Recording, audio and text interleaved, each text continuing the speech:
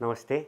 सम्पूर्ण भारगाउँ टेलिभिजनका दर्शकवृन्दमा एसई परीक्षाको तयारीमा रहेका सम्पूर्ण भाइ बहिनीहरूको सहयोगको लागि भक्तपुर नगरपालिकाद्वारा सञ्चालित भर्चुअल क्लासमा सम्पूर्णलाई स्वागत छ। आज म विशेषतः एसई परीक्षा दिन खोजिरहेका भाइ बहिनीहरूलाई कार्यालय सञ्चालन तथा लेखा विषय अन्तर्गत 10 मार्क्स कभर हुने जर्नल भाउचरको बारेमा केही कुराहरू राख्न गइराखेको छु। अब जर्नल भाउचर एउटा महत्त्वपूर्ण एउटा कागजात हो जुन नयाँ श्रेष्ठता प्रणाली न्यू अकाउन्टिङ सिस्टम अन्तर्गत पर्दछ र सर्वप्रथम यसलाई तयार गरिन्छ। म क्रमैसँग यसलाई सुरु गर्न चाहन्छु। अब सबभन्दा पहिला जर्नल भाउचर सुरु गर्नुभन्दा अगाडि त्यसको सानो परिचय दिन चाहन्छु।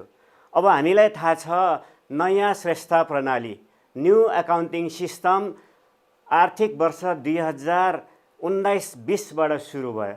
19-20बाट सुरु भइसकेपछि एउटा सिस्टमेटिक तरिकाबाट र साइन्टिफिक तरिकाबाट कसरी सरकारी कार्यालयका कारोबारहरूलाई व्यवस्थित तरिकाले राख्न सकिन्छ भन्ने बारेमा अभ्यास 2019 सालबाटै सुरु भयो। यसरी अफिस अफ द अडिटर जनरलले एउटा निश्चित फर्म एउटा निश्चित ढाँचामा फर्म पनि डिजाइन गरेर सम्पूर्ण सरकारी कार्यालयका कारोबारहरूलाई व्यवस्थित तरिकाले राख्ने एउटा अभ्यासको थालनीको लागि जर्नल भाउचर तयार गर्ने गरिएको छ। त्यसैले अब हामीले एकचोटि के होला त जर्नल भाउचर भनेर एकचोटि बुझ्दाखेरि हुन्छ। अब जर्नल भाउचर एउटा यस्तो प्राइमरी डकुमेन्ट हो जसलाई हामीले गभर्नमेन्ट अकाउन्टिङ सुरु गर्दाखेरि सम्पूर्ण ट्रान्ज्याक्सनहरूलाई पहिलोपल्ट मिति अनुसार पहिलोपल्ट रेकर्डको लागि हामी जर्नल भाउचर राख्छौँ। जर्नल भाउचर पूर्णतया डबल इन्ट्री बुककिपिङ सिस्टममा आधारित छ। अब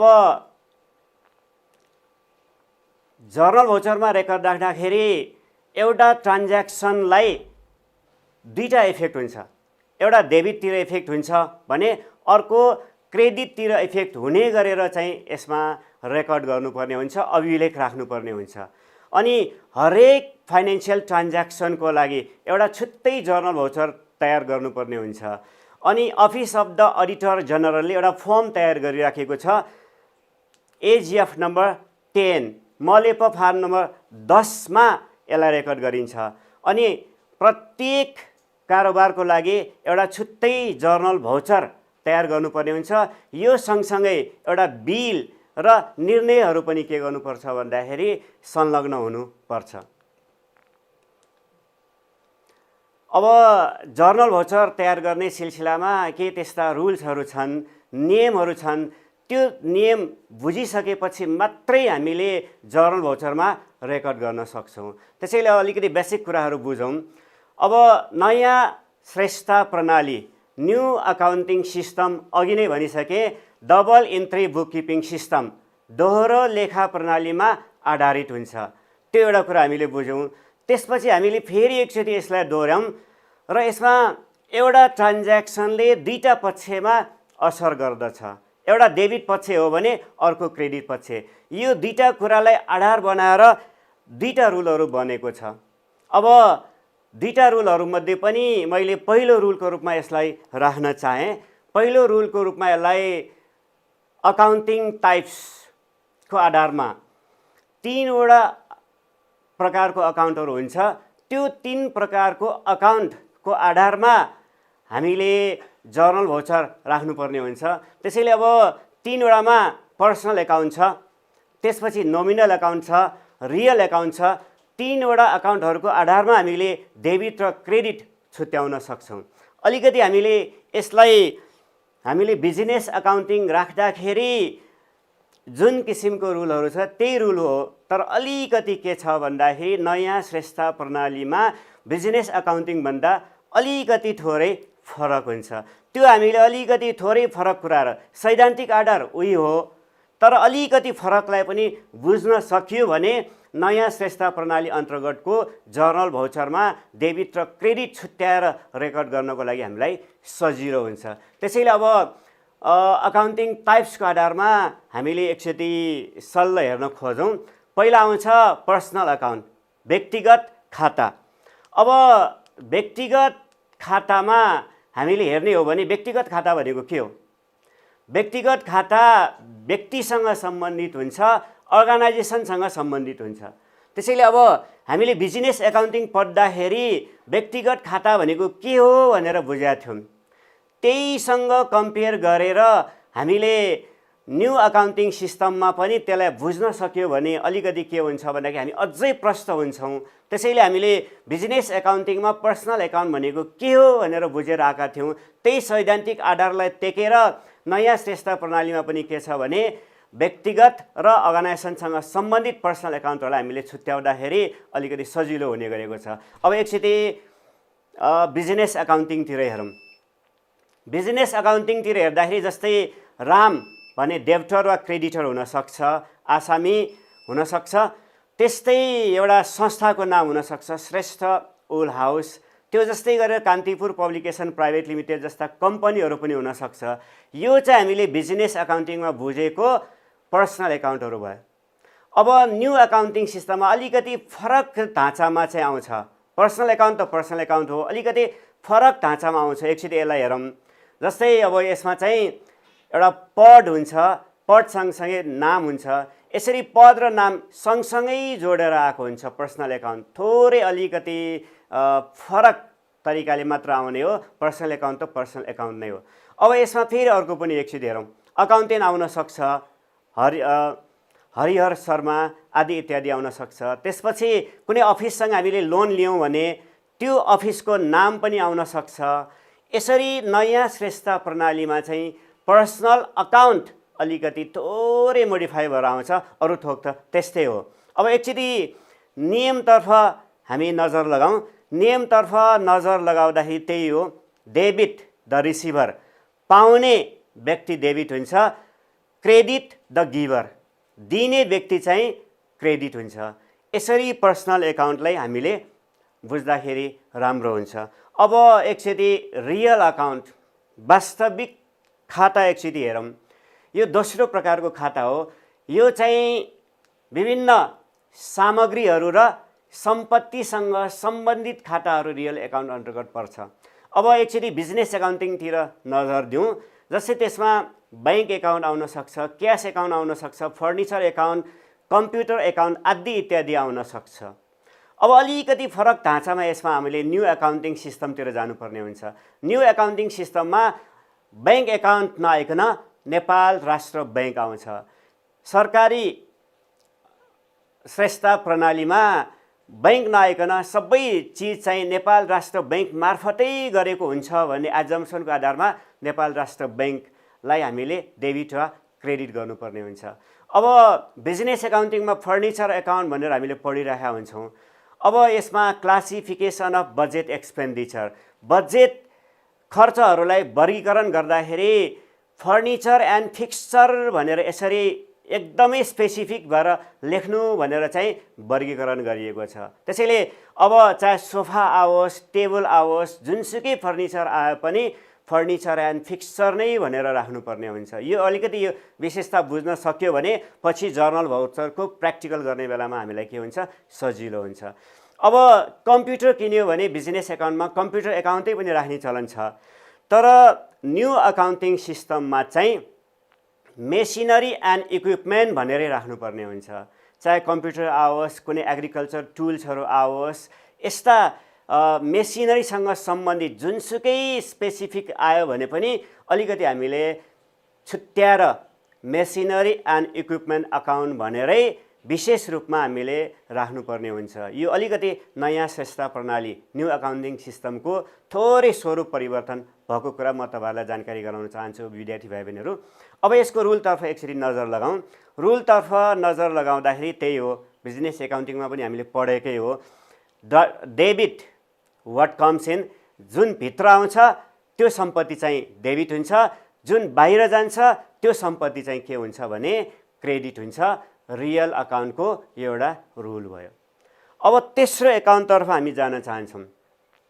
तेस्रो एकाउन्टतर्फ जाँदाखेरि तेस्रो अकाउन्ट चाहिँ नोमिनल अकाउन्ट छ। यसलाई नेपालीमा साङ्केतिक खाता पनि भन्छ। केसँग सम्बन्धित छ त एकचोटि हेरौँ यसलाई। यो चाहिँ इन्कम र एक्सपेन्डिचरसँग सम्बन्धित हुन्छ। अब आम्दानी र खर्चसँग सम्बन्धित सबै खाताहरू चाहिँ नोमिनल अकाउन्ट अन्तर्गत पर्छ।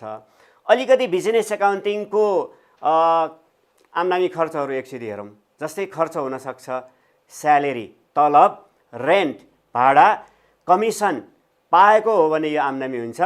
अनि ब्याड डेट्स रिकभर्ड यो पनि आम्दानी नै हुन्छ। यसरी खर्च र आम्दानी यो स्वरूपमा चाहिँ बिजनेस एकाउन्टिङमा आउने गरेको छ। तर न्यू एकाउन्टिङ सिस्टममा चाहिँ अलिकति थोरै मोडिफाई भएर आउँछ।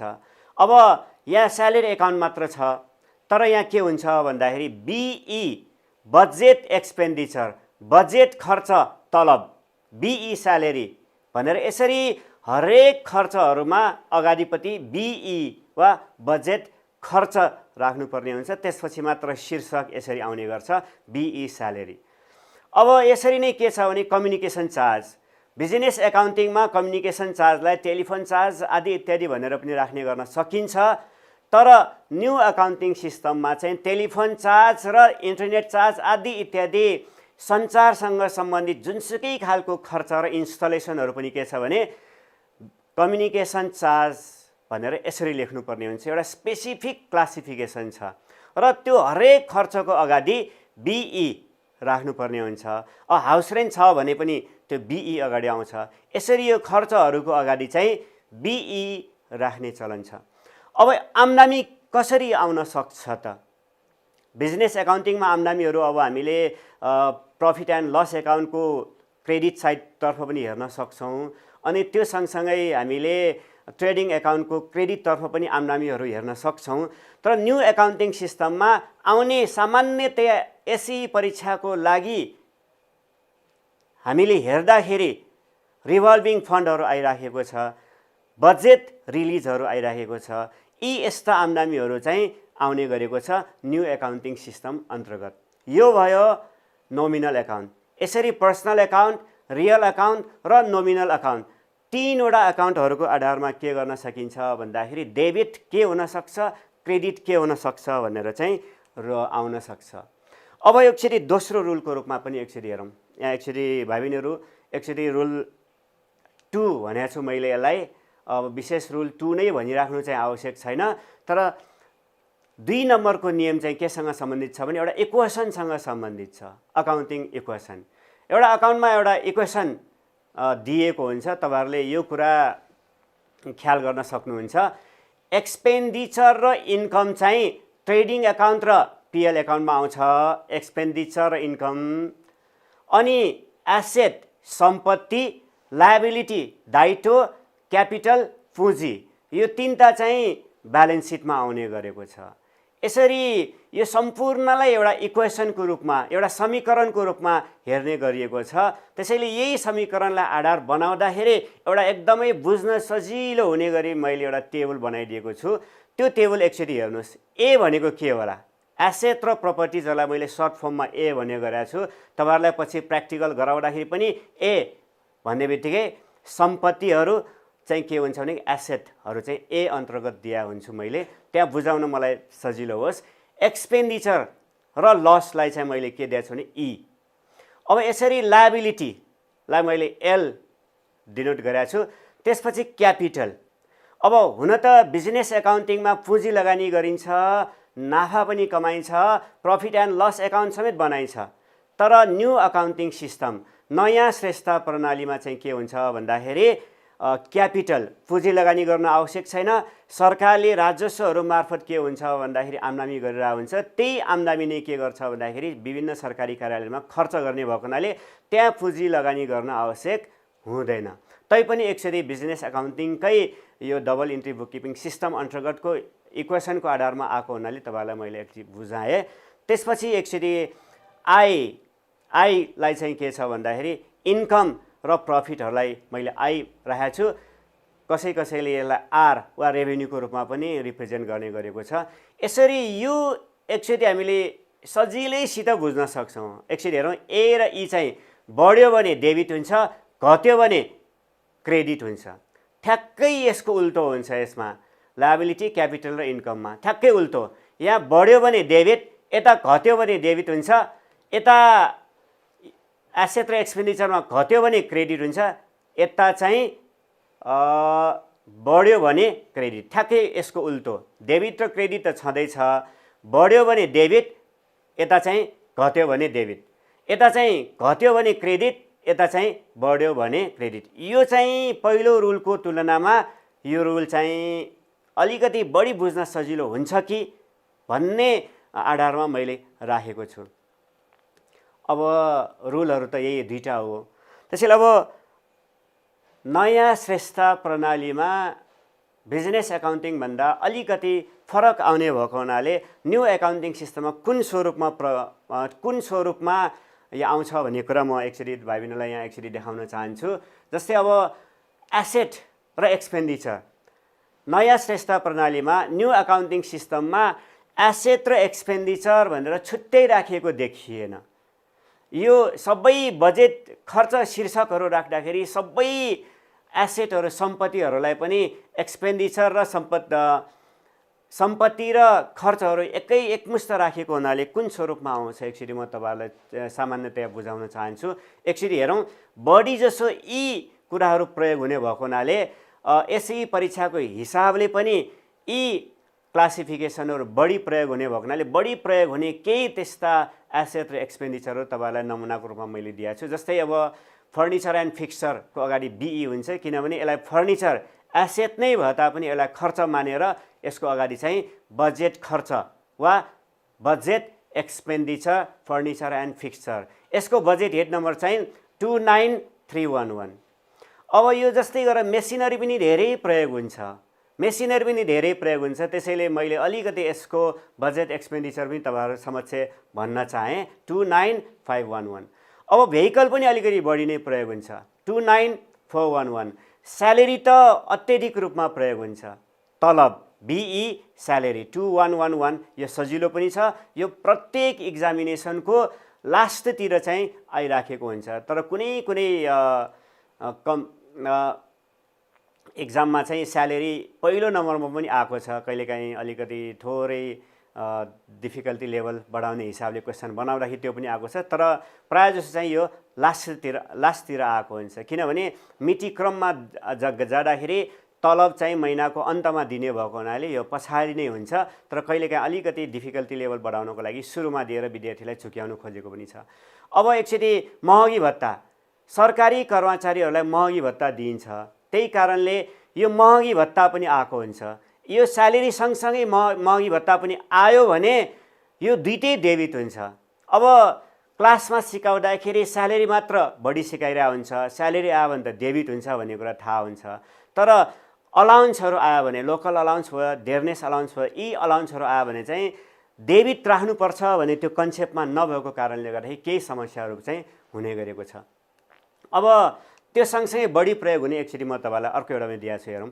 Water and electricity 22111। अलिकति पछि यो बजेट हेड पनि सम्झिनुपर्ने हुन्छ। अब कम्युनिकेसन चार्ज 22112, त्यो जस्तै अब रेन्ट छैन, अब नयाँ क्लासिफिकेसनमा अरू रेन्टहरू नराखिकन कुनै पनि रेन्ट आयो भने त्यो हाउस रेन्टको रूपमा राख्ने भनेर चाहिँ दिएको पाइन्छ। त्यसैले 22122 यो हाउस रेन्ट पनि अलिकति बढी नै प्रयोग हुने गरेको पाइन्छ। अनि अफिस रिलेटेड एक्सपेन्सेस, अब पुरानोमा त अफिस एक्सपेन्सेस मात्रै थियो, अलिकति नयाँमा अफिस रिलेटेड एक्सपेन्सेस भनेर आछ 22311। अब ट्राभलिङ एक्सपेन्सेस पहिला दिएको रूपमा दिएको थियो, अलिकति फरक स्वरूपमा ट्राभलिङ एक्सपेन्सेस पनि प्रयोग भइराखेको छ 22612। अलिकति यो बजेट हेडहरू तपाईँलाई कण्ठ गर्न गाह्रो हुनसक्छ, सबै कण्ठ गर्नुपर्छ भन्ने पनि छैन। तर महत्त्वपूर्ण रूपमा एसई इक्जामको हिसाबले र बढी प्रश्नहरूमा प्रयोग भएको हिसाबले चाहिँ के छ भने यी यस्ता एसेट र एक्सपेन्डिचरहरू तपाईँहरू समक्ष दिए। मिसेलेनियस पनि अलिकति बढी प्रयोग हुन्छ, मिसेलेनियस बिई मिसेलेनियस एक्सपेन्सेस 22711। अब यसरी एसेट र एक्सपेन्डिचर अन्तर्गत बढी प्रयोग हुने अकाउन्टहरू क्लासिफिकेसनहरू तपाईँहरूलाई मैले भने। अब एकचोटि अर्कोतर्फ लागौँ। अब लायबिलिटिज अन्तर्गत के आउन सक्छ त नयाँ श्रेष्ठ प्रणाली न्यू एकाउन्टिङ सिस्टममा भनेपछि सेक्युरिटी डिपोजिटको ट्रान्ज्याक्सनहरू अहिलेसम्म एसई एक्जाममा आएको चाहिँ छैन। अब एउटा अफिसले अर्को अफिसबाट लोन पनि लिनुपर्ने हुनसक्छ। यसरी ऋण लिने बखतमा पनि के हुनसक्छ भन्दाखेरि दायित्व सृजना हुनसक्छ, लायबिलिटी क्रिएट हुनसक्छ। अब यसरी लायबिलिटिजहरू आयो भने यस्तो हो, तर एसई एक्जामिनेसनमा चाहिँ अहिलेसम्म यो लायबिलिटीसँग सम्बन्धित ट्रान्ज्याक्सन चाहिँ दिइसकेको चाहिँ छैन। अब क्यापिटलको सन्दर्भमा अघि नै तपाईँलाई भने सरकारी श्रेष्ठता प्रणालीमा प्रफिट एन्ड लस एकाउन्ट बनाउनु पर्दैन, नाफाको क्याल्कुलेसन गर्नु पर्दैन र त्यहाँ पुँजी लगानी पनि गरेको हुँदैन। त्यसैले क्यापिटलसँग सम्बन्धित ट्रान्ज्याक्सनहरू चाहिँ आउँदैन नयाँ श्रेष्ठता प्रणालीमा। अब अलिकति आम्दानीसँग सम्बन्धित र प्रफिटसँग सम्बन्धित केही त्यस्ता अकाउन्ट्सहरू एकचोटि हेरौँ। रिभल्भिङ फन्ड, चालु कोष। अब यो चालु कोष के छ भने आम्दानीको रूपमा नयाँ श्रेष्ठता प्रणालीमा आएको देखिन्छ। त्यस्तै बजेट रिलिज भयो। त्यो जस्तै अहिले सुरुमा हामीले तलब वितरण गर्दाखेरि यो प्रोभिडेन्ट फन्ड, सञ्चय कोष, पहिला अकाउन्टेन्टले कसरी हिसाब राख्नुपर्ने हुन्छ भने प्रोभिडेन्ट फन्ड, इन्कम ट्याक्स, यो सिटिजन इन्भेस्टमेन्ट फन्ड, यिनीहरूलाई सुरुमा चाहिँ आम्दानीको रूपमा ट्रेड गर्नुपर्ने हुन्छ भने पछि चाहिँ यसलाई खर्चको रूपमा ट्रेड गरेर डेबिट पनि गर्नुपर्ने हुन सक्छ। अब यसरी नयाँ श्रेष्ठता प्रणालीमा प्रयोग हुने बढीजसो अकाउन्टहरू तपाईँलाई अलिकति थोरै परिवर्तन सहित मैले तपाईँलाई भन्नुको अर्थ के हो भन्दाखेरि घोषणा भौचर बिजनेस एकाउन्टिङको जर्नलभन्दा थोरै स्वरूपमा परिवर्तन हुन्छ, तर सैद्धान्तिक रूपमा कुनै त्यस्तो परिवर्तन चाहिँ छैन। मैले भाइ बहिनीलाई यति भन्न चाहेँ। अब एकचोटि हामी कसरी जर्नल भौचर तयार गर्ने भन्ने बारेमा म तपाईँहरू समक्ष यो प्र्याक्टिकल पनि जान खोजिराखेको छु। त्यसैले अब प्र्याक्टिकल पनि एकचोटि जानुभन्दा अगाडि अलिकति थोरै मैले रिभाइज गर्न चाहेँ भाइ बहिनीलाई। मैले एकचोटि यो सेकेन्ड रुल एकचोटि फेरि रिभाइज गर्न चाहेँ। मैले छोटैमा मात्र भने ए बढ्यो भने डेबिट, घट्यो भने क्रेडिट। लायबिलिटी, क्यापिटल र इन्कम घट्यो भने डेबिट, बढ्यो भने क्रेडिट। यो एकचोटि रिभाइज गरेर यसैको आधारमा हामीले चाहिँ जर्नल भौचर तयार गर्न पायो भने के हुन्छ भन्दाखेरि हामीलाई अलिकति सजिलो हुन्छ कि जस्तो लाग्यो। त्यसैले अब जर्नल भौचर कसरी तयार गर्ने भन्ने बारेमा चाहिँ म तपाईँहरू समक्ष अगाडि गइराखेको छु।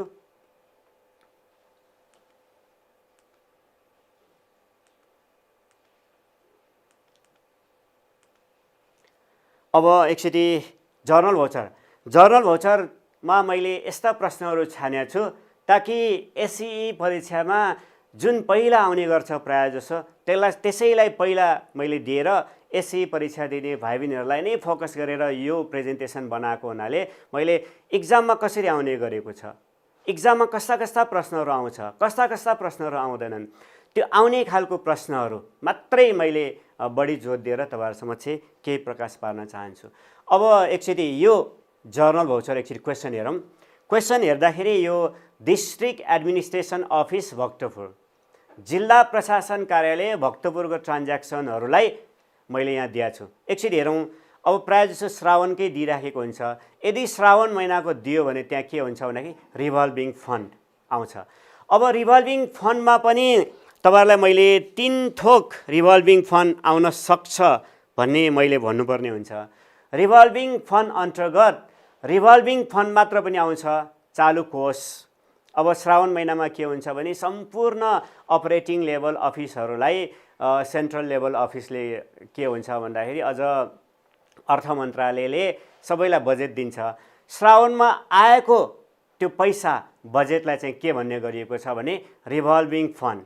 अब नेपालमा कति आउँछ त भन्दाखेरि 1/6 of total expenditure of previous year भनेपछि गत वर्ष जति खर्च भएको थियो त्यसको 1/6 चाहिँ श्रावण महिनामा पैसा आउँछ हाम्रो अफिसलाई, गभर्मेन्ट अफिसलाई। त्यसैले त्यो आएको पैसालाई के भन्ने गरेको छ भन्दाखेरि चालु कोष।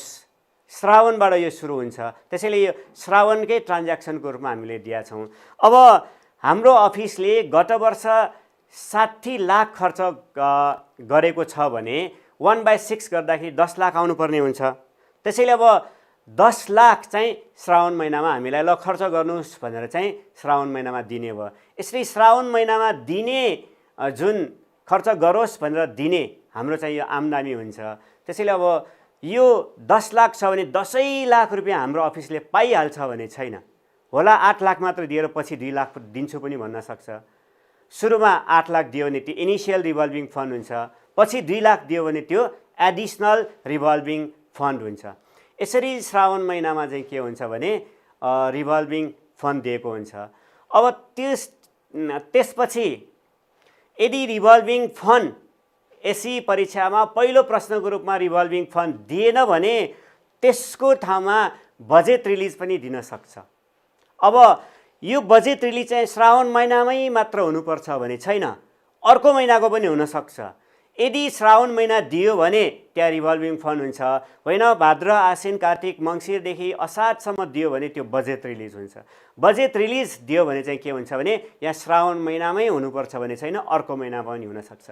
अब मैले समग्र रूपमा बुझाउने गरेर मैले प्रश्नहरू बनाएको हुनाले तपाईँहरूलाई मैले समग्र रूपमै बुझाउनु पर्ने हुन्छ। अब यसलाई एक्चुअली हामी सल्भ गर्दै अगाडि बढौँ। सम्भवबाट यो एउटा पिरियडभित्रै सच्याउने म प्रयास गर्छु। अब यसलाई म सल्भ गर्दै अगाडि जान्छु, त्यसैले भाइ बहिनीहरूलाई एकदम म बिस्तारै बुझाउन खोज्छु। यति चिज सबै गरेर यसमा चाहिँ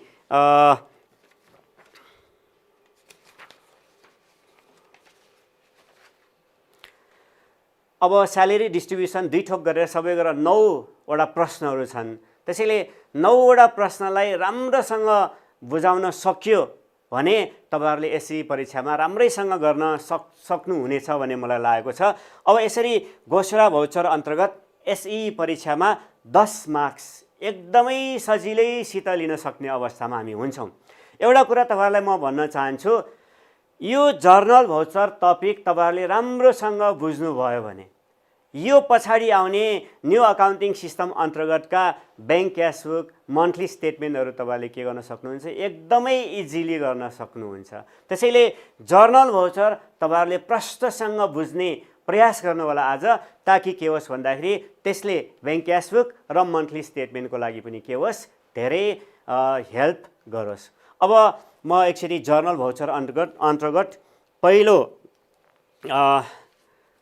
उसलाई म तपाईहरुलाई देखाउन गइराखेको छु। अब हामीले रुल पनि एक्चुअली अघि रिभाइज गरिसकेका छौं। अब एक्चुअली रिभल्भिङ फन्ड हाम्रो अफिसले पाएको हो, यो अर्थ मन्त्रालयले हामीलाई दिन्छ। अर्थ मन्त्रालयले दिइसकेपछि हामीले यो पाएको भएको हुनाले यो इन्कम हुन्छ। त्यसैले अब हाम्रो बैंक अकाउन्ट चाहिँ के हुन्छ भन्दाखेरि हाम्रो बैंक अकाउन्ट चाहिँ बढ्छ। अब बिजनेस एकाउन्टिङ तिर भए बैंक अकाउन्ट डेबिट गरे पुग्यो, तर चाहिँ यसमा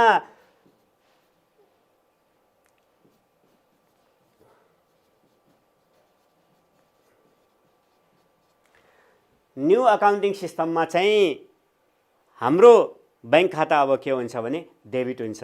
त्यसैले अब हाम्रो बैंक खाता विभिन्न नेपाल बैंक लिमिटेड होस्, राष्ट्रिय वाणिज्य बैंक होस् वा कृषि विकास बैंक, जता राखे पनि नेपाल राष्ट्र बैंक थ्रोबाट पाएको अर्थमा चाहिँ नेपाल राष्ट्र बैंकलाई डेबिट गरिएको छ। किन डेबिट हुन्छ त भन्दाखेरि हाम्रो बैंक ब्यालेन्स बढ्यो वा एसेट बढ्यो। एसेट बढेको कारणले के भयो भने यो चाहिँ डेबिट भएको। अलिकति मैले यहाँ छेउमा लेख्न चाहे, एसेट इन्क्रिज भयो। यो रुल 2 अनुसार एसेट इन्क्रिज भयो भने के हुन्छ भने डेबिट हुन्छ। अब त्यसपछि क्रेडिट के आएको त भन्दाखेरि रिभल्भिङ फन्ड आएको हो। त्यसैले रिभल्भिङ फन्ड अब यसरी के हुन्छ भने रिभल्भिङ फन्ड यो आम्दानी हो, त्यसैले यो इन्कम बढ्यो भनेर बुझ्दाखेरि हुन्छ।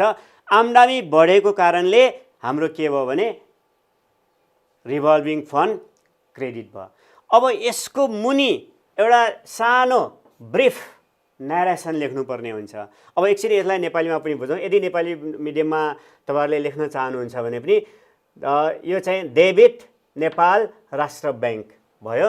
त्यसपछि क्रेडिट चालु कोष भनेर गर्दा हुन्छ। अब अलिकति एउटा बिइङ भन्ने एउटा शब्द युज गर्ने चलन छ। Being revolving fund receive. अलिकति यो न्यारेसन पूर्ण रूपमा लेख्न सक्यो भने त अझै राम्रो हुन्छ, तर कतिपय भाइ बहिनीलाई चाहिँ अलिक सम्झिन गाह्रो हुन्छ भने छोटोमा मात्र लेख्दाखेरि पनि चल्न सक्छ। अब अमाउन्ट राख्नुतिर एकचोटि हेरौँ। नेपाल राष्ट्र ब्याङ्कले हामीलाई 10 लाख रुपियाँ पठाइदिएको, अलिकति सानो ठाउँ छ भाइ बहिनीहरूले, 10 लाख। अब हामीले कति पाएको रिभल्भिङ फन्डको रूपमा भन्दाखेरि 10 लाख। अब यसरी के हुन्छ भन्दाखेरि नेपाल राष्ट्र ब्याङ्क 10 लाख रुपिस डेबिट भयो, रिभल्भिङ फन्ड क्रेडिट 10 लाख गरेर हामीले आम्दानी गऱ्यौँ। अब एकचोटि अफिसको नाम लेख्न छुटिहाल्यो। अफिसको नाम चाहिँ अघि प्रश्नमा दिएछौँ हामीले। अफिसको नाम चाहिँ एकचोटि यतातिर हेर्नु होला, डिस्ट्रिक्ट एडमिनिस्ट्रेसन अफिस। अब 3 खालको अफिस दिया हुन्छ। अब अफिस चाहिँ अपरेटिङ लेभल अफिस भयो, त्यसपछि डिपार्टमेन्ट र मिनिस्ट्री चाहिँ सेन्ट्रल लेभल अफिस आयो भने त्यो अनुसारको राख्ने हो। यो प्रश्नमा चाहिँ अफिस नै छ, त्यसैले डिस्ट्रिक्ट एडमिनिस्ट्रेसन अफिस, जिल्ला प्रशासन कार्यालय। अब डिपार्टमेन्ट लेखिराख्न आवश्यक छैन, मिनिस्ट्री पनि लेखिराख्न आवश्यक छैन, एउटा ठेगाना लेख्न पाएको भए चाहिँ हुन्छ।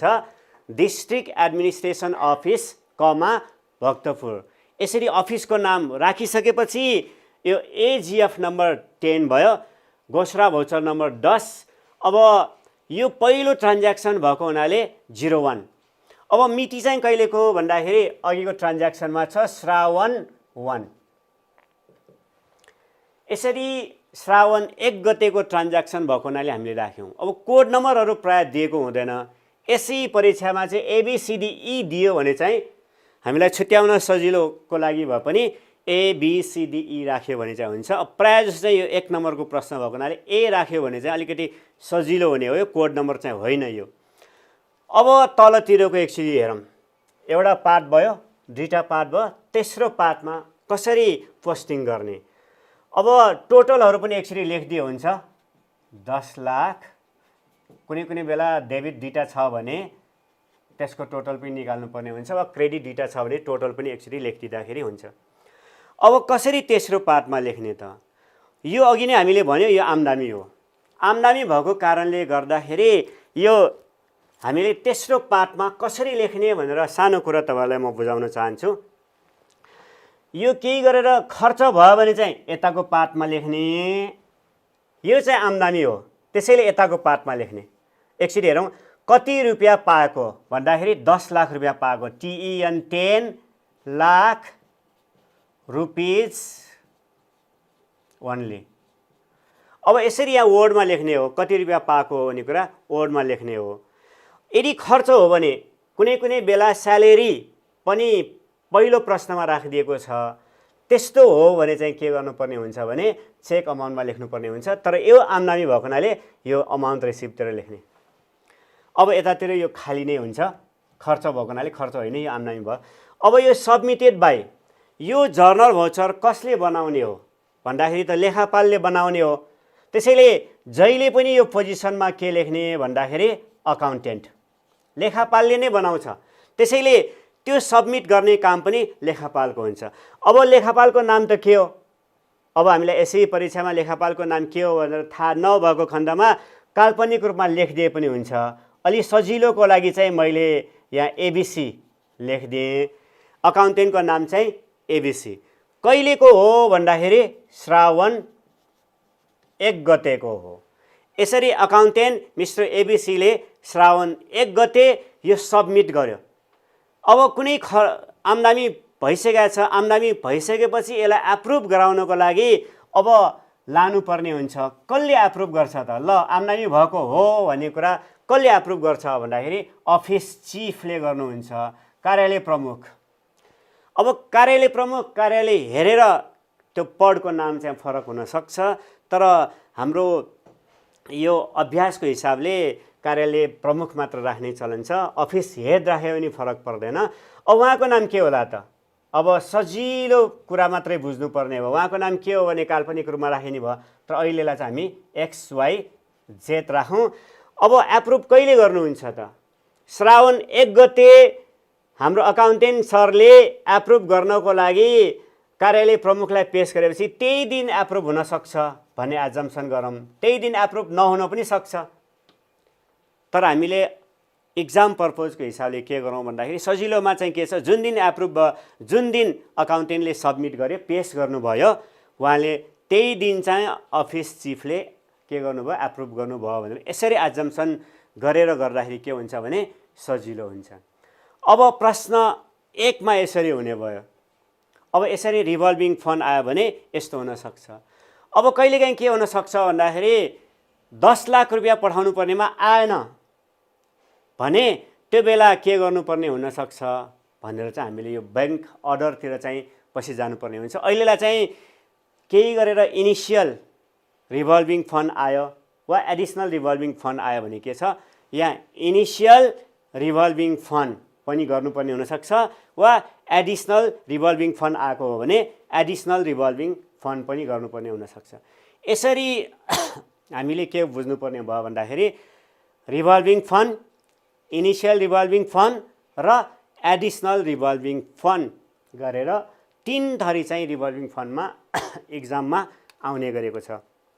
अब म भाइलाई एउटा नमुना भयो। पहिलाको 2065 पछि चाहिँ के भएको छ भन्दाखेरि 5 वटा प्रश्नहरू आउने गरेको छ। 5 वटा प्रश्नहरू आउने मध्येमा पहिलो एउटालाई चाहिँ यसरी विस्तृत नमुना सहित बनाऊ भनेको छ। त्यो कारणले गर्दाखेरि विस्तृत नमुना नै के गर्नुपर्ने हुन्छ भन्दाखेरि तयार गरेर देखाउनु पर्ने हुन्छ। अब 2065 भन्दा अगाडि चाहिँ 3 वटा प्रश्नहरू मात्र आउँथ्यो।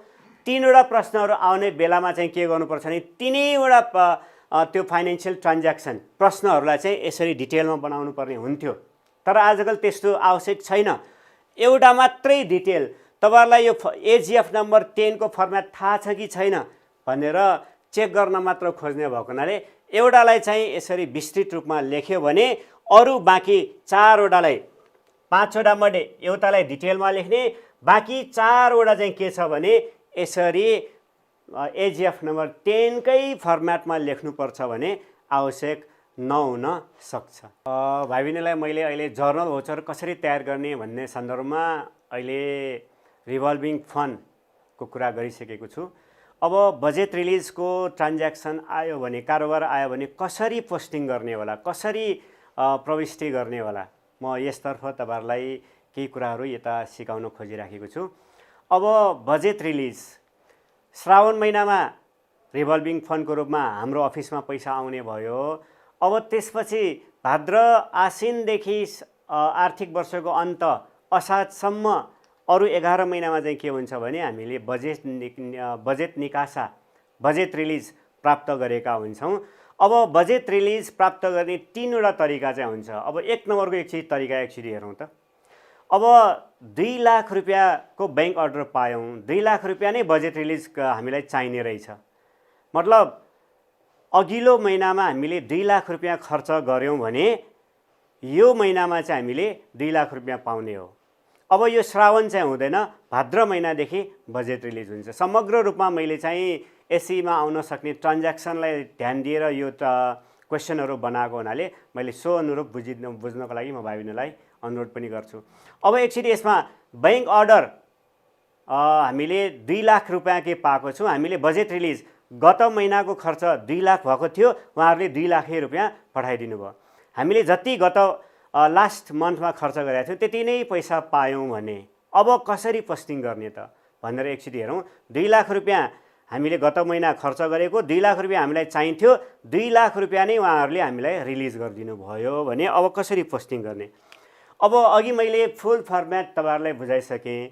अब यो बाँकी 4 वटा एसईमा आउने 5 वटा मध्ये 4 वटा चाहिँ एउटै फर्मेटमा गरिदिए पनि फरक पर्दैन।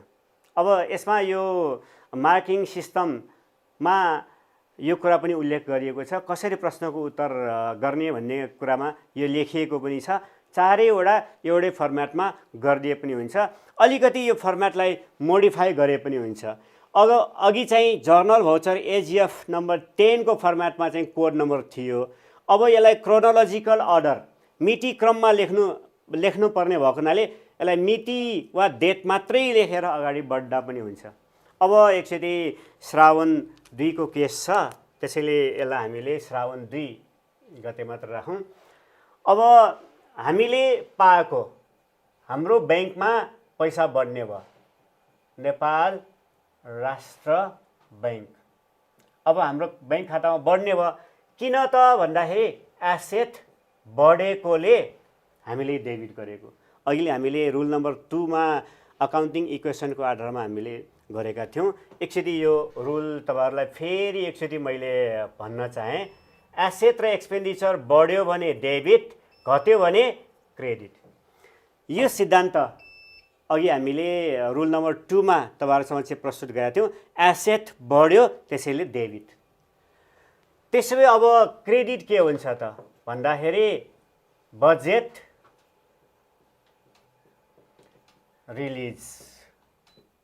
बजेट रिलिज यो भनेको हाम्रो अफिसले पैसा पाएको हो।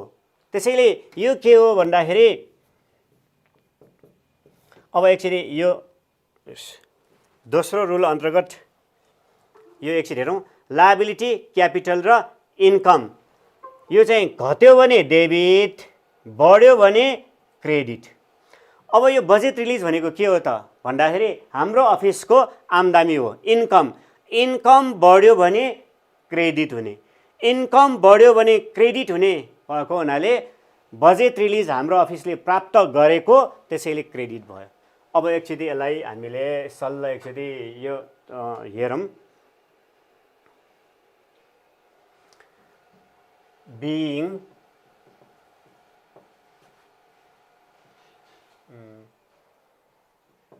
being budget release and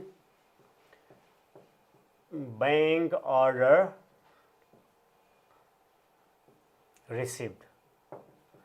हामीले चाहिँ बजेट रिलिज र बैंक अर्डर प्राप्त गर्यौं 2 लाख रुपैयाँको। अब अमाउन्ट पनि लेख्न छुटिराखेको छ यहाँ।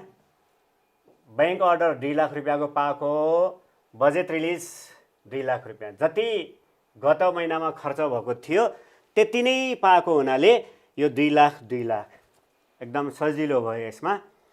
अब एकचोटि केही गरेर गत महिनामा जति खर्च भएको थियो त्यो भन्दा बढी वा घटी पठाइदियो भने के गर्ने त?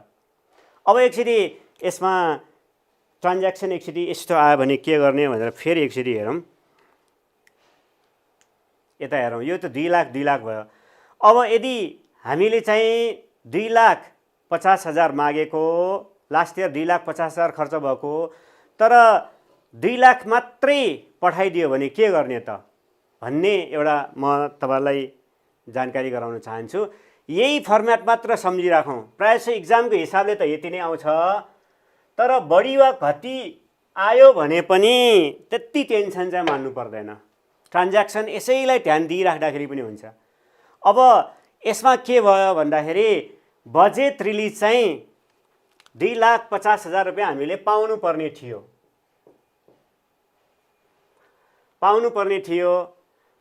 2,50,000 रुपैयाँ पाउनु पर्नेमा 2,50,000 रुपैयाँ पाउनु पर्नेमा 2 लाख मात्रै प्राप्त गर्यौं रे भनेपछि चाहिँ अब एकचोटि सोचौँ।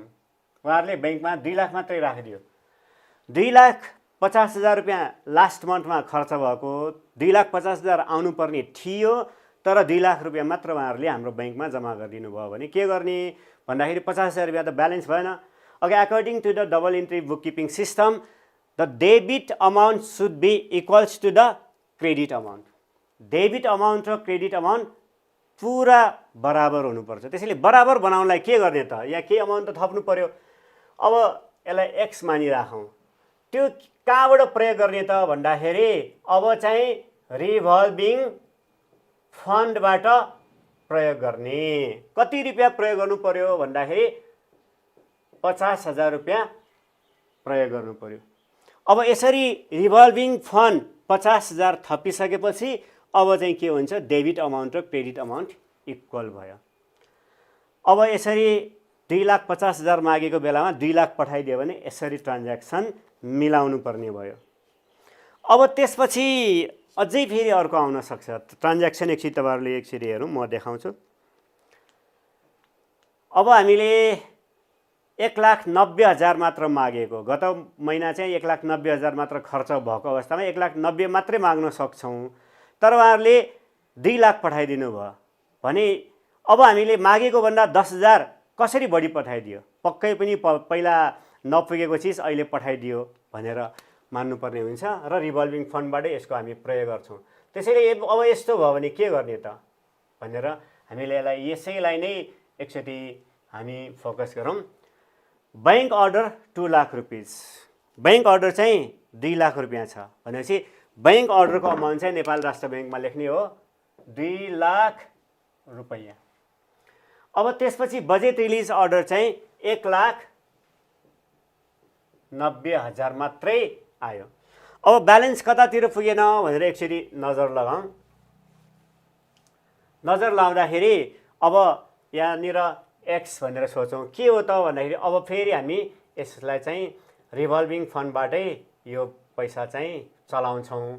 त्यही कारणले रिभल्भिङ फन्डको अमाउन्ट अब कति हुन्छ भने 10,000 यसरी हुन्छ। नरेसन चाहिँ अघिकै लेखिदियो हुन्छ, budget release and bank order receive भनेर। यसरी यो दुईटा इक्जामको हिसाबले यति मात्रै बुझिराख्नु पर्यो।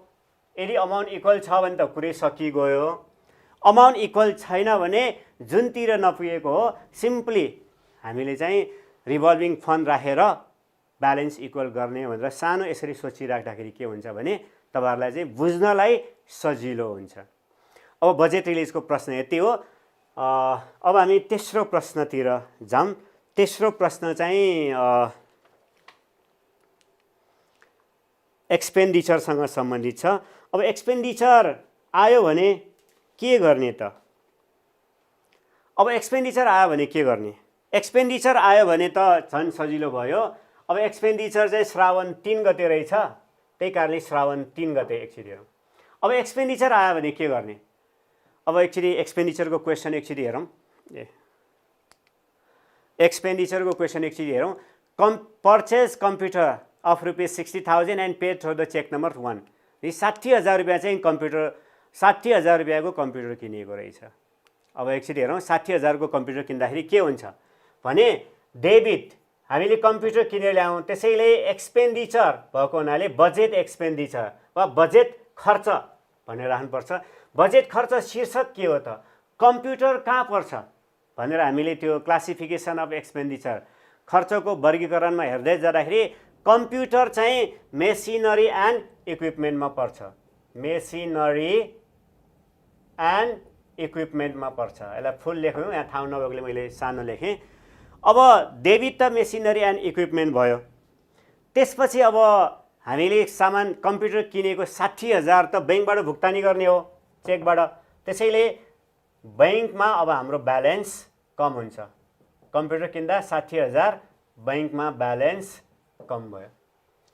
अब यसरी मेसिनरी 60,000 को किनेको भयो, त्यसैले खर्च एक्सपेन्डिचर बढ्यो, डेबिट। यसरी कम्प्युटर वा मेसिनरी किन्दाखेरि एक्सपेन्डिचर बढेर डेबिट गरेको भयो। अब यो नेपाल राष्ट्र ब्याङ्क क्रेडिट किन त भन्दाखेरि बैंकमा हाम्रो ब्यालेन्स घट्यो, एसेट घट्यो, क्रेडिट गर्दाखेरि 60,000 चाहिँ क्रेडिटमा राख्नुपर्ने हुन्छ। अब एउटा छोटो नरेसन लेखौँ। being purchase computer, being computer purchased and payment made through check गर्दाखेरि यसरी नरेसन चाहिँ सकेसम्म छोटोमा लेखिदियो हुन्छ। अब एकचोटि बजेट हेड नम्बर लेख्नेतर्फ हामी लागौँ। बजेट हेड नम्बर चाहिँ 29511 छ। यो बजेट हेड नम्बर 29511। अब यसरी हामीले कुनै पनि बजेट एक्सपेन्डिचरमा खर्च हुँदाखेरि खर्च चाहिँ डेबिट हुने भयो। त्यो खर्च गर्नको लागि चेक काटेर बैंकमा पैसा घट्ने भएकोले नेपाल राष्ट्र बैंक क्रेडिट। यो पनि भाइ बहिनीहरूलाई चाहिँ खासै गाह्रो नहुन सक्छ। अब एडभान्स गिभनतर्फ जाउँ। एडभान्स गिभन त्यति धेरै गाह्रो मान्दैन, तर क्लियरेन्स अलिकति भाइ बहिनीहरूले कन्फ्युज गर्ने गरेको छ। त्यसैले एडभान्स गिभन पछि त्यहीसँग सम्बन्धित हुने भएको हुनाले गिभन र क्लियरेन्सलाई एक अर्का बीच रिलेटिभली हेर्नुपर्ने हुन्छ। एकचोटि यही कुरालाई म एकचोटि यो मेट्न चाहन्छु, त्यसपछि गिभन र क्लियरेन्सको बारेमा तपाईहरु समक्ष फेरि म सबै कुरा बुझाउन गइराखेको छु। अब गिभन जाउँ। श्रावण 4 गते राखेको छु मैले। The store keeper mister Shailesh Rana was paid an amount of ₹50,000 as an advance। यो एडभान्स हेरेर हामी भन्न सक्छौँ यो एडभान्स दिएको रहेछ स्टोर किपर शैलेश राणालाई। कति रुपियाँ? 50,000 रुपियाँ। किन दिएको रहेछ? For the purchase of office furniture through cheque number 002। किन एडभान्स दिएको रहेछ? किन पेस्की दिएको रहेछ शैलेश राणालाई भन्दाखेरि अफिस फर्निचर किन्नलाई रहेछ। त्यसैले अब एकचोटि सानो कुरा तपाईलाई बुझौँ। अघि according to the double entry book keeping principle एउटा त्यो प्रिन्सिपल छ, त्यसपछि एउटा विशेषता छ न्यू अकाउन्टिङ सिस्टमको विशेषता, features of new accounting system. अघि in this feature advance is also treated as expenditure. फेरि एकचोटि भनौँ, advance is also treated as expenditure. हुन त एडभान्स शुद्ध खर्च चाहिँ होइन, तर न्यू एकाउन्टिङ सिस्टमले के भन्दो रहेछ भन्दाखेरि एडभान्सलाई पनि खर्च मानेर हिसाब राख्नु है भनेर फिचर्समै भनिदिएको छ। त्यही कारणले त्यो पेस्की एडभान्सलाई कसरी लेख्ने त? अब एकचोटि हेरौँ हामीले कसरी लेख्नुपर्छ भन्दाखेरि पद पहिला लेख्ने। पद के दिइरहेछ भने store keeper mister Shailesh Rana. Shailesh Rana यहाँ ठाउँ नपुगेर अब फुल्लै लेख्नुपर्ने हुन्छ राणा। अब के हो त यो भन्दाखेरि advance for furniture and fixture. अब यहाँ अफिस फर्निचर दिया छ, तर अफिस फर्निचर कहाँ पर्छ त? यसको पुरा शीर्षक के हो भन्दाखेरि फर्निचर एन्ड फिक्सचर। अब फर्निचर एन्ड फिक्सचर भनेर राखिसकेपछि हामीले बजेट शीर्षक हेरौँ 29311। अब यसरी एडभान्स कति दिएको रहेछ? 50,000। 50,000 चाहिँ डेबिटमा 50,000 चाहिँ डेबिटमा राखौँ। अब ल स्टोर किपर शैलेश राणालाई 50,000 रुपियाँ दियो भनेको ल चेकबाट दिएको छ। एकचोटि हेरौँ त थ्रो चेक नम्बर 002 भनेपछि हाम्रो बैंकको ब्यालेन्स फेरि घट्ने भयो। नेपाल राष्ट्र बैंक। ल अब एकचोटि सैद्धान्तिक रूपमा एकचोटि हामी फेरि यसलाई क्लियर गर्न खोजौँ। एउटा नरेसन नि पहिला लेखौँ। Being advance given for office furniture by cheque. अब यसरी ब्रिफली लेखिसकेपछि अब एकचोटि सैद्धान्तिक रूपमा किन यो एडभान्सलाई डेबिट गरेको, किन नेपाल राष्ट्र बैंकलाई क्रेडिट गरेको, एकचोटि म तपाईँलाई प्रश्न पार्न चाहन्छु। एकचोटि अघि मैले भने advance is also treated as expenditure. Advance दिएकोलाई पनि खर्च मानेर हिसाब राख्नु भनेको हुनाले यहाँ चाहिँ हामीले के गरेको भन्दाखेरि यो एडभान्स दिएको पेस्की फर्निचर पेस्की दिएकोलाई चाहिँ 50,000 डेबिट मानेको भयो। एक्सपेन्डिचर बढ्यो भने डेबिट अन्तर्गत चाहिँ हामीले डेबिट गरेको भयो। अनि एसेट घट्यो, हाम्रो बैंकमा पैसा घट्यो, नेपाल राष्ट्र बैंक 50,000 एसेट घट्यो, त्यसैले क्रेडिट। यसरी एउटा सैद्धान्तिक आधार टेकेर हामीले के गर्नुपर्ने हुन्छ भन्दाखेरि डेबिट र क्रेडिट छुट्याउनु पर्ने हुन्छ। अब एकचोटि क्लियरेन्सतिर हेरौँ। क्लियरेन्स 3टा मात्र मैले इक्जाम्पल दिएको छु। ल पहिलो एकचोटि हेरौँ। यो चाहिँ कति गतेको पर्यो भन्दाखेरि 4 गतेको भयो। अब 5 गतेको ट्रान्ज्याक्सनलाई एकचोटि हेरौँ। श्रावण 5 गते। अब 5 गते हेरौँ। स्टोर किपर शैलेश राणाले क्लियर गरे रहेछ एडभान्स 50,000 रुपियाँ लिएर फर्निचर किन्न गएको। त्यहाँ के भएछ भन्दाखेरि cleared as per the bill submitted by him after purchasing the office furniture. 50,000 रुपियाँको 50,000 रुपियाँ लिएर फर्निचर किन्न गएको 85,000 खर्च भयो भन्ने अर्थ लाग्यो। त्यसैले अब के गर्नु पर्यो भन्दाखेरि जति पैसा एडभान्स लिएर गएको थियो त्यति नै खर्च भयो भन्दाखेरि अब हामीलाई लेख्न सजिलो भयो। के किनेर ल्यायो भन्दाखेरि उसले अब चाहिँ साँच्चीकै खर्च भयो। अब चाहिँ साँच्चीकै खर्च भयो। अघि हामीले फर्निचर एन्ड फिक्सचर एडभान्स मात्र दिएको भयो अफिसले।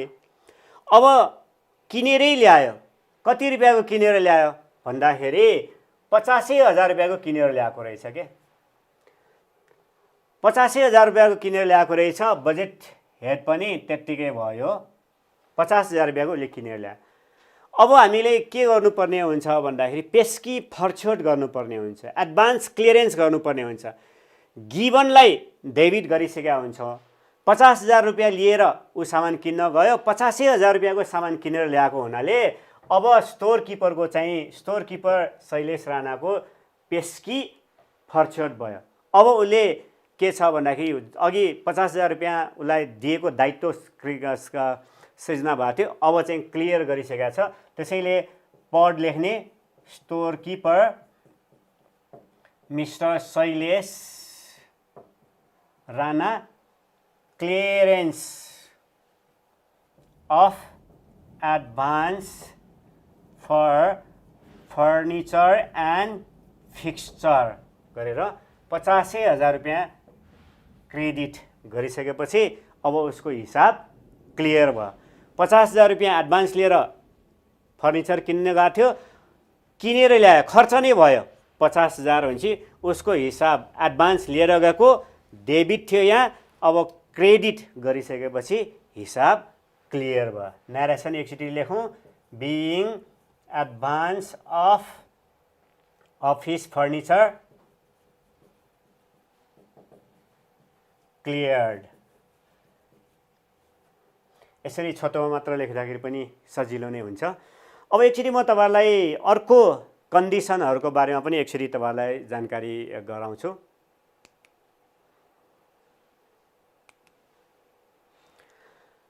अब एकचोटि यहाँ हेरौँ। 50,000 रुपियाँ लिएर एडभान्स लिएर गएको भयो। 85,000 खर्च भयो भने त ठ्याक्कै 50,000 गिभन 50,000 क्लियरेन्स भयो, मिलिहाल्यो। अब 50,000 रुपियाँ लिएर 60,000 खर्च भयो भने के गर्ने भन्ने एउटा प्रश्नतर्फ म लाग्छु। अब ठ्याक्कै यही नै हुन्छ क्लियरेन्सको सिचुएसन। यसैलाई बुझ्दाखेरि यसैमा मात्रै थोरै मोडिफाई गरे पनि हुन्छ। त्यसैले यसमा मात्रै म थोरै मोडिफाई गरिदिन्छु। एकचोटि खर्च चाहिँ 50,000 रुपियाँ लिएर गएको थियो, 60,000 खर्च भएछ कि यहाँ। अब एकचोटि हेरौँ, मैले 60,000 राखेँ यहाँ। अब यहाँ 60,000 भयो, यहाँ 50,000 मात्र भयो, ब्यालेन्स भएन। Debit amount should be equals to credit amount, त्यो सिद्धान्त यहाँ पाल्न भएन। त्यसैले अब how to make the debit and credit equal, कसरी इक्वल बनाउने त भन्दाखेरि 50,000 रुपियाँ लिएर गएकोमा 60,000 खर्च भएपछि त अब उसले क्लियरेन्स गर्दाखेरि अफिसमा आएर भन्ने भयो 50,000 रुपियाँ लिएर गएको पुगेन, बजारमा सामानको भाव महँगो भइसकेको रहेछ, त्यही कारणले 60,000 को सामान पर्यो भन्यो भने के गर्ने त भन्दाखेरि 10,000 रुपियाँको फेरि एउटा चेक काटेर दिन्छ। त्यही कारणले क्रेडिटमा अर्को एउटा उस हुन्छ, नेपाल राष्ट्र बैंकमा यसरी के हुन्छ भने 10,000। 50,000 त उसले पहिले लिएर गइसकेको थियो। अब फेरि के भयो भन्दाखेरि 10,000 रुपियाँको चेक उसलाई दिएपछि 50,000 प्लस 10,000 गरेर 60,000 हुन्छ। यसरी 50,000 लिएर गएकोमा बढी खर्च भयो भने चाहिँ फेरि अर्को एउटा चेक काट्नुपर्ने रहेछ, फेरि अर्को खर्च थप्यो गरेर हिसाब राख्दा हुन्छ। यो थप्यो भने अब 50,000 रुपियाँ लिएर गएकोमा थोरै मात्र खर्च भयो, 35,000 रुपियाँ मात्रै खर्च भयो अरे। वा सामान नपाइएको पनि हुनसक्छ वा दुईवटा सामान किन्नेमा एउटा मात्र किनेर ल्याएको पनि हुनसक्छ। 50,000 रुपियाँ एडभान्स लिएर गयो, 35,000 खर्च भयो भने कसरी पोस्टिङ गर्ने? अब यहाँ 35,000 मात्रै, एकचोटि हेरौँ 35,000 मात्रै। उसले क्लियरेन्स त 50,000 को गर्नै पर्यो, यहाँ त 50,000 के गर्नु पर्यो? यो गिभन इक्वल्स टु क्लियरेन्स। जति पैसा एडभान्स लिएर गएको थियो त्यति नै पैसा चाहिँ क्लियर गर्नुपर्छ। 50,000 को पेस्की लिएर गएपछि 85,000 क्लियर गर्नुपर्छ। अब 50,000 पेस्की लिएर गएर 35,000 मात्र खर्च भयो, पैसा त बच्यो। अब यो 15,000 बचेको पैसा के गर्ने भन्ने हुन्छ। ऊ अफिस आइसकेपछि 50,000 पैसा लिएर गएको मैले 35,000 को सामान किने, अब म 15,000 चाहिँ बैंकमा जम्मा गरिदिन्छु, गरिदेऊ भनेर उसलाई भन्छ। 15,000 रुपियाँ के हुन्छ भने नेपाल राष्ट्र बैंक, फेरि हाम्रो अफिसको बैंक खातामा 15,000 जम्मा भएपछि के हुन्छ? अब हाम्रो चाहिँ 50,000 कै हिसाब क्लियर हुन्छ। 35,000 को सामान किनेर ल्याइयो, बचेको सरप्लस 15,000 चाहिँ बैंकमा जम्मा गरिदिएपछि यसरी 50,000 को पेस्की चुक्ता भयो, फर्छोट भयो। अब यो सकिएपछि हामी अब अर्कोतिर जाउँ। 6 नम्बरमा अब चाहिँ पेटी क्यास फन्ड, सानो नगदी कोषतर्फ लागौँ। सानो नगदी कोष भनेको के हो त भन्दाखेरि अघि according to the new accounting system banking transactions are emphasized. अब एकचोटि हेरौँ, कुनै पनि सामान किन्दाखेरि चेक नै दिएर पठाइदिन्छ। तर अब पत्रिका 10 रुपियाँको किन्यो भने के गर्ने? चिया 20 रुपियाँको खायो भने के गर्ने? चेक लिन त मान्दैन। त्यस्तो चेक लिन नमान्ने बेलामा के गर्ने त भनेर चाहिँ गाह्रो हुन्छ, व्यावहारिक रूपमा त्यो समस्या हुन्छ। त्यसैले सानातिना खर्चहरू भयो भने चाहिँ चेकको सट्टामा एउटा कोष बनाउँछ, सानो नगदी कोष अर्थात् पेटी क्यास फन्ड बनाइन्छ। एकचोटि हेरौँ, पेटी क्यास फन्ड यसरी सानातिना खर्च, पत्रिका 10 रुपियाँ, ट्याक्सी भाडा 100 रुपियाँ, चिया 50 रुपियाँ, यसरी कुनै पाहुना आयो भने चिसो खुवाउनु पर्यो भने 100 रुपियाँ 200 रुपियाँ गयो भने के हुन्छ? एकचोटि हेरौँ, एउटा कोष खडा गरिन्छ। हेरौँ, check issued a check number 003 of ₹500 to create petty cash fund in favor of assistant accountant Mr. Ramsundar. अब रामसुन्दरलाई चाहिँ यस्तो सानोतिनो खर्च आयो भने ल खर्च गर्नु भनेर 500 मात्र दियो। अब अहिलेको त व्यावहारिक रूपमा यो पेटी क्यास फन्डहरू 10,000 रुपियाँसम्म पनि गर्ने चलनहरू आइरहेछ। यो अमाउन्ट चाहिँ सानो छ, यहाँ इक्जाम्पलको हिसाबले मात्र दिन खोजेको भयो। अब 500 रुपियाँ चाहिँ यो सहायक लेखापालले 500 रुपियाँ उसको गोजीमा राखिराख्ने भयो। त्यस्तो सानोतिनो खर्च आयो भने चेक नदिकन सिधा क्यास दिन्छ। व्यावहारिक रूपमा यसलाई सजिलो पार्नको लागि गरेको भयो। त्यसैले अब के हो त यो भन्दाखेरि श्रावण 6 गते पेटी क्यास फन्ड। अब यसरी एउटा यो सानो नगदी कोष बनाएको भयो, कोष बनाइराखेको हो, उहाँले गोजीमा राखेर बस्ने भयो। कति रुपियाँ भन्दाखेरि इक्जाम्पलमा चाहिँ यहाँ 500 रुपियाँ मात्रै छ, एउटा सानो अमाउन्ट मात्र देखाइएको छ। अब चेक काटेर दिएको हो निश्चित रूपमा नेपाल राष्ट्र बैंक, 500 रुपियाँ चाहिँ दियो। अब के हो त यो भन्दाखेरि बिइङ पेटी क्यास फन्ड क्रिएटेड।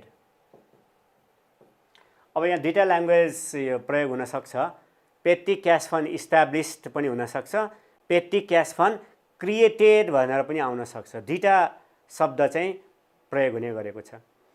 अब यसरी यसलाई हामीले 500 रुपियाँको पेटी क्यास फन्डको भयो। अब त्यो अकाउन्टेन्टले के गर्यो भन्दाखेरि त्यो पैसा चाहिँ कहाँ कहाँ खर्च भएको छ? 500 रुपियाँ मात्र उसको गोजीमा छ। 500 रुपियाँको नजिक खर्च हुन थाल्यो भने चाहिँ अब थोरै मात्र पैसा उहाँको गोजीमा बाँकी छ भने चाहिँ फेरि सोड भर्ना लिन्छ। त्यो सोड भर्नालाई चाहिँ इङ्ग्लिसमा रिइम्बर्समेन्ट भन्छ। त्यसैले अब यो सबै खर्च हो। यो सबै खर्चहरू के हुन्छ भन्दाखेरि अब यहाँ 7 गते लेखा छ र 7 गते त सबै नहुन सक्छ। अब 3टा छ, त्यो 3वटा खर्च हो के ल, 3वटा डेबिट बाँकी क्रेडिट हुन्छ। अब वेजेस भनेर यहाँ सिधा लेख्न मिलेन। यसको क्लासिफिकेसन अफ एक्सपेन्डिचर अनुसार कुनै ज्याला दियो भने त्यो स्यालेरी मान्ने भन्ने छ। त्यसैले के गर्नुपर्ने भयो भन्दाखेरि बिई स्यालेरी लेख्नुपर्ने भयो। त्यसपछि यो न्युजपेपरहरू चाहिँ अफिस रिलेटेड एक्सपेन्डिचरमा पर्छ।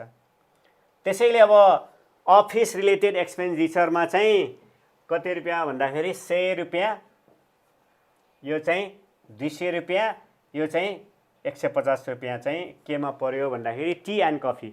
अब कुनै पाहुना आयो भने चाहिँ चिया कफी खुवाउँदाखेरि त्यो चिया कफी खुवाएको चाहिँ मिसेलेनियसमा राखिदिनु भनेको छ।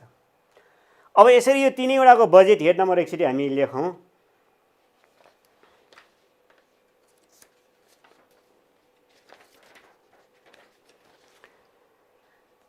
अब एकचोटि यसलाई सजिलो पार्नु 21111 छ। अब यसको चाहिँ 22311 छ, यसको 22711 छ। अलिकति बजेट हेड नम्बर कन्ठ गर्न गाह्रो पनि हुनसक्छ।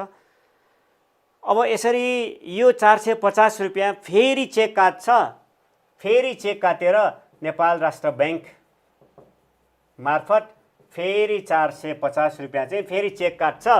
उहाँसँग 50 रुपियाँ बाँकी नै छ।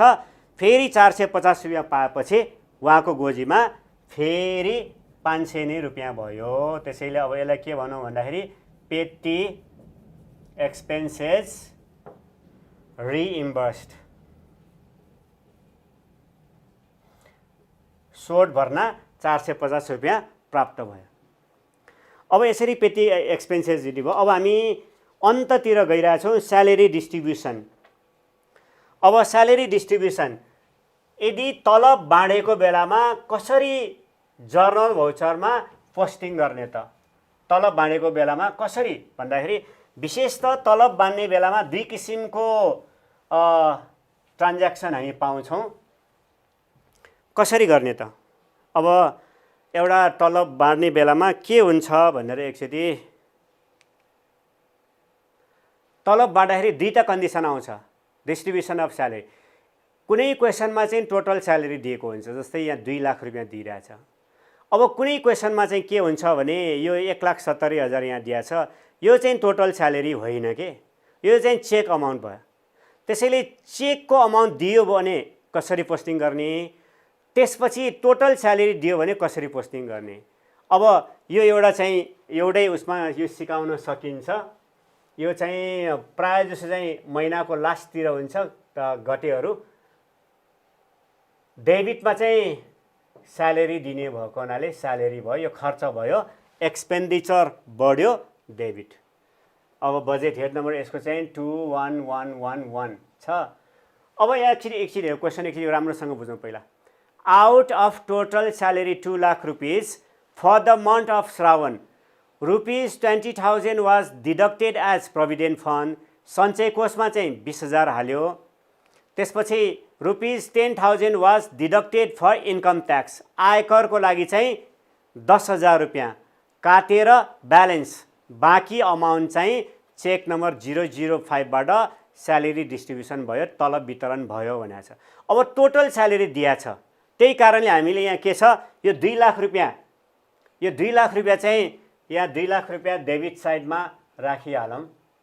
अब अरू के छ त? अहिले सुरुमा चाहिँ अकाउन्टिङले यसलाई आम्दानीको रूपमा राख्छ, पछि चाहिँ यसलाई खर्चको रूपमा फेरि सम्बन्धित कार्यालयहरूमा जम्मा गर्नुपर्ने हुन्छ। अहिलेलाई चाहिँ कर्मचारी सञ्चय कोष प्रोभिडेन्ट फन्ड चाहिँ सञ्चय कोष चाहिँ कति रुपियाँ छ? 20,000 छ। अहिलेलाई चाहिँ आम्दानी भएको हुनाले क्रेडिट नि गरौँ। इन्कम ट्याक्स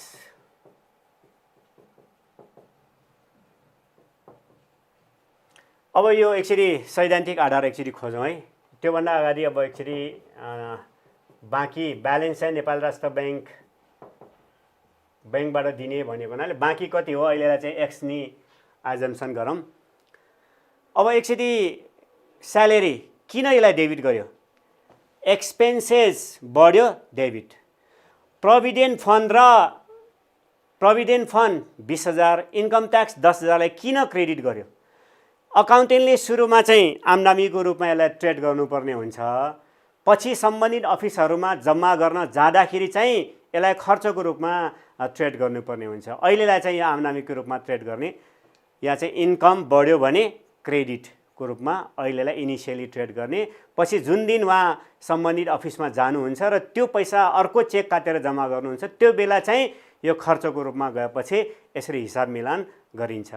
अब यसरी 2 लाख रुपियाँ स्यालेरी दिएको भयो, 30,000 रुपियाँ, 20,000 प्लस 1,000 10,000 रुपियाँ काटिसकेपछि अब चेक काट्नुपर्ने, यहाँ ब्यालेन्स भनेको छ, बाँकी अमाउन्ट चाहिँ चेक काटेर दियो भनेको छ। अब बाँकी कति छ भनेर हामी यो यहाँ निकाल्न सक्छौँ।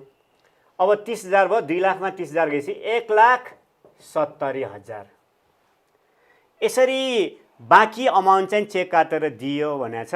अब यसलाई छोटोमा मात्र लेख्दाखेरि सजिलो हुन्छ, बिइङ स्यालेरी डिस्ट्रिब्युटेड आफ्टर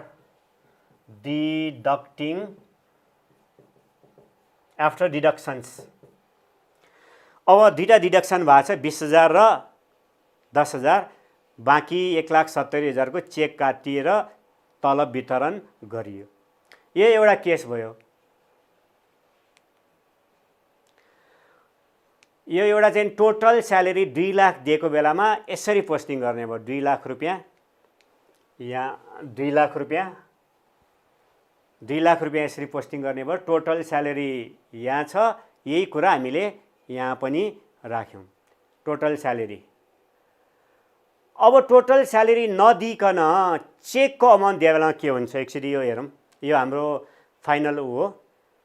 अब स्यालेरी डिस्ट्रिब्युसन चेक काटेर गऱ्यो भने issued a check of rupees 1,70,000 1,70,000 for the month of Shravan after making deductions of provident fund rupees 20,000, income tax of rupees 10,000। माथिकै जस्तै मैले मिलाएर क्वेसन बनाएको हुनाले माथिकै लाइन मात्र एडजस्ट गर्दा नि पुग्न सक्छ।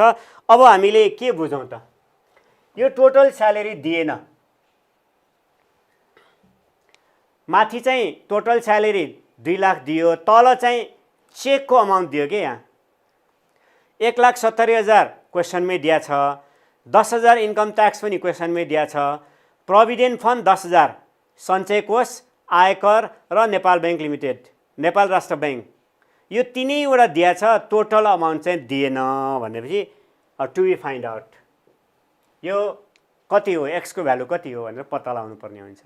अब थाहा हुन्छ हामीलाई, debit total should be equals to the debit total should be equals to the credit total भनेपछि 1,70,000, 10,000, 20,000 जोड्दाखेरि 2 लाख रुपियाँ, एक्सको भ्यालु के आउँछ 2 लाख रुपियाँ राखिसकेपछि यसरी के हुन्छ, debit total is equals to credit total भएपछि यसरी स्यालेरीमा 2 थरी दिएको देखिन्छ। अब भाइ बहिनीहरू, जर्नल भाउचर एउटा महत्त्वपूर्ण दस्तावेज हो। यो नयाँ श्रेष्ठ प्रणाली अनुसार पहिलो पटक सबै ट्रान्ज्याक्सनहरू कलेक्सन गरेर डेबिट र क्रेडिट छुट्याएर कलेक्सन गर्नको लागि प्राइमेरी रूपमा, प्राथमिक रूपमा बनाउने हो। त्यसैले अब यति बुझेर गर्न सक्यो भने एसईमा आइराखेको, आउने खालको र अहिलेसम्म एसईमा वा एसएलसीमा दिइराखेको प्रश्नहरूलाई आधारित बनाएर नै मैले यो जर्नल भाउचरको सबै ट्रान्ज्याक्सनहरू राखेर तपाईँहरू समक्ष मैले प्रस्तुत गरेँ र पक्कै पनि यी 9 थरी ट्रान्ज्याक्सनहरू मात्रै बुझेर गऱ्यो भने पनि एसई परीक्षाको लागि पर्याप्त हुनेछ र आगामी दिनहरूमा म तपाईँहरू समक्ष एसई परीक्षाको लागि अब परीक्षामा सहयोग हुने हिसाबले अरू विषयसम्म सम्भव भएसम्म लिएर आउनेछु। आजलाई पक्कै पनि तपाईँहरूले जर्नल भाउचर राम्रैसँग बुझ्नुभयो, तपाईँहरूले पटक्कै मिस्टेक गर्नुहुने छैन। सम्पूर्ण रूपमा 10 अङ्कमा 10 अङ्क पाउने गरेर तपाईँहरूले बुझ्नुभयो होला। एकचोटि एसईका र एसएलसीका प्रश्नहरू तपाईँहरूले दोहोऱ्याएर हेर्नु होला, पक्कै पनि तपाईँहरूले 10 का 10 पाउनुहुन्छ। तपाईँहरूलाई एसई परीक्षाको सफलताको शुभकामना। धन्यवाद।